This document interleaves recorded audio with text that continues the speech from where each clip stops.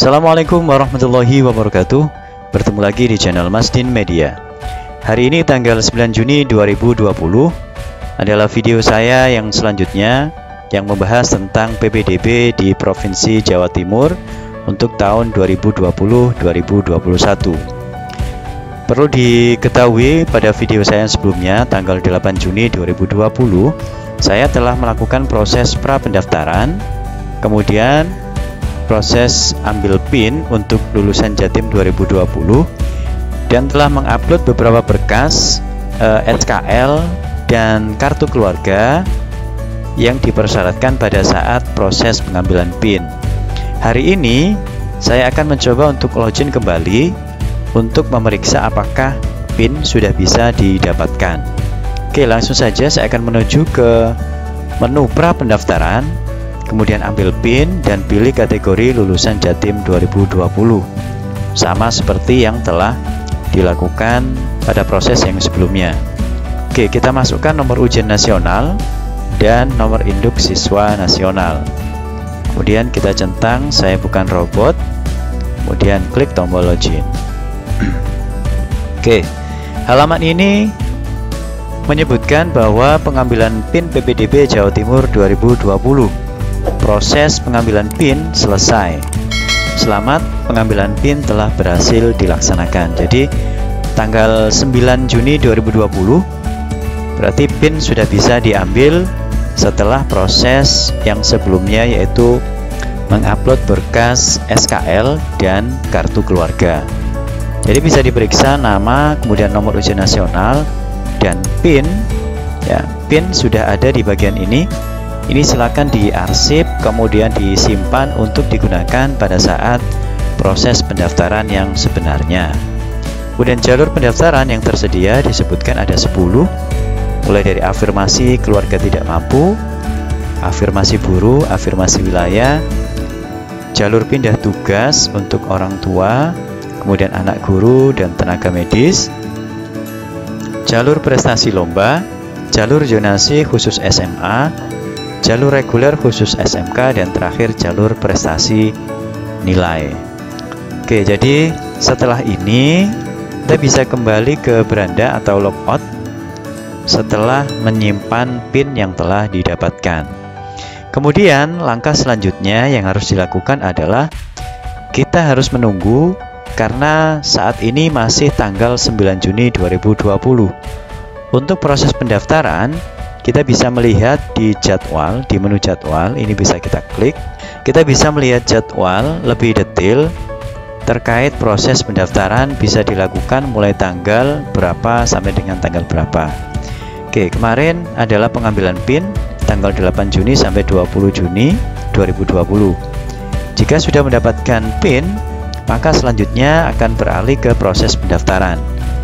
Proses pendaftaran ini dibagi menjadi beberapa jalur. Yang pertama jalur afirmasi perpindahan tugas orang tua, dan jalur prestasi hasil perlombaan dan atau penghargaan untuk SMA SMK.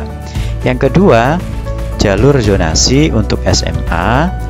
Yang ketiga jalur prestasi gabungan rerata untuk nilai rapot peserta didik dan rerata nilai ujian nasional sekolah tahun 2019, ini untuk SMA, dan jalur reguler untuk SMK. Karena masing-masing jalur memiliki waktu pendaftaran yang berbeda-beda, jadi harus diperhatikan. Untuk jalur yang pertama, afirmasi perpindahan tugas dan prestasi, ini bisa dilakukan mulai tanggal 15 sampai dengan 16 Juni 2020, online 24 jam. Kemudian untuk PPDB jalur zonasi untuk SMA, ada proses latihan pendaftaran terlebih dahulu, yaitu tanggal 13 sampai dengan 20 Juni 2020, online 24 jam.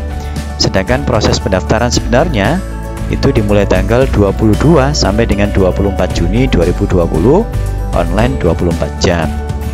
Kemudian yang terakhir untuk jalur prestasi gabungan rata nilai rapot peserta didik dan rata nilai ujian nasional sekolah tahun 2019 untuk SMA, dan jalur reguler untuk SMK, pendaftaran bisa dimulai tanggal 25 sampai dengan 27 Juni 2020, online 24 jam.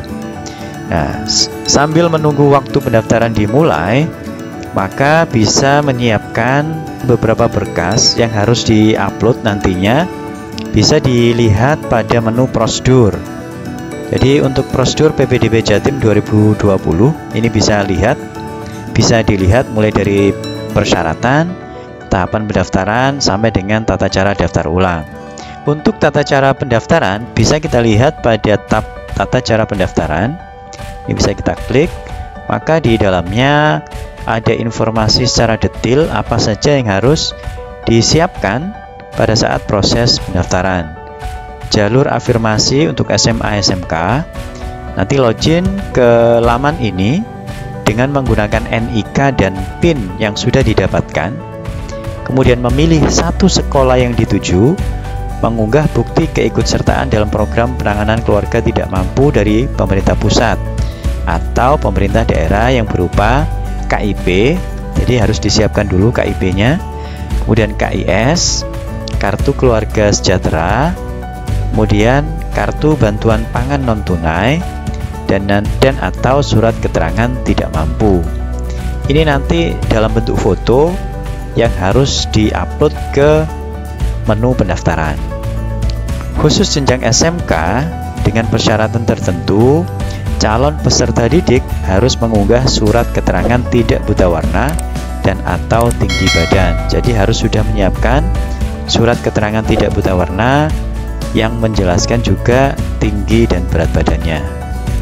Kemudian untuk jalur perpindahan tugas orang tua untuk SMA dan SMK juga, login menggunakan NIK dan PIN, memilih satu sekolah yang dituju. Nah, kemudian berkas yang harus disiapkan adalah SK mutasi perpindahan tugas orang tua yang diterbitkan oleh instansi yang bersangkutan. Kemudian khusus anak guru atau tenaga kependidikan pada SMA SMK mengunggah surat penugasan orang tua sebagai guru atau tenaga kependidikan dari kepala sekolah SMA SMK. Kemudian untuk khusus jenjang SMK sama seperti tadi, harus menyiapkan surat keterangan tidak buta warna dan atau tinggi badan.